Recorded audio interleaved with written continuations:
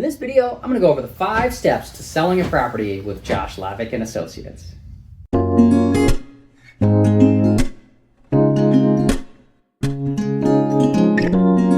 Step 5, which is the closing. Obviously, you want to make sure you would sign all the papers, and you're officially transferring it over to the new potential buyer. So it's going to be their property, and you just want to make sure that all the liens are paid off, any past mortgages or anything like that they're taken care of as well.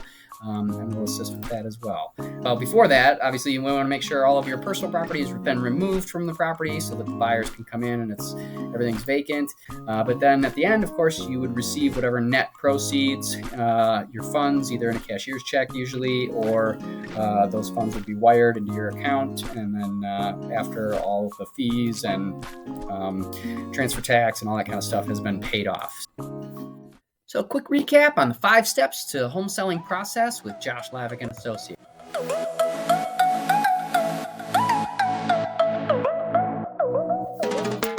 Step 1 starts with a discussion, right? So we're going to have a conversation either over the phone or possibly in person, but we're going to talk about kind of where you're hoping to go and when you're hoping to be there.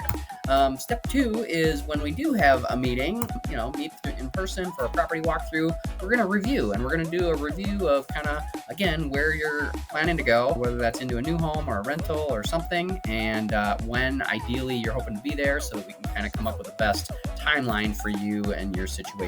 Step 3, we're going to make some decisions, right? So we need to decide, of course, what's going to be the best home selling option for your situation. Is it our, luxury marketing plan? Is it our snap home offer? Is it our full other marketing plan?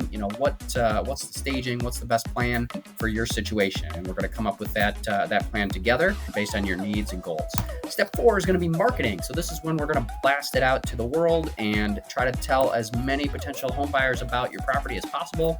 We follow our pretty extensive 126-point checklist to reach out to as many potential buyers as possible.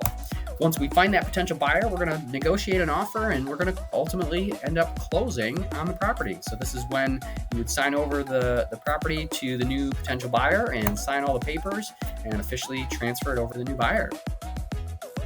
Hope you found this video helpful. To discuss taking the next step in selling your property in the Madison area, please reach out to our team.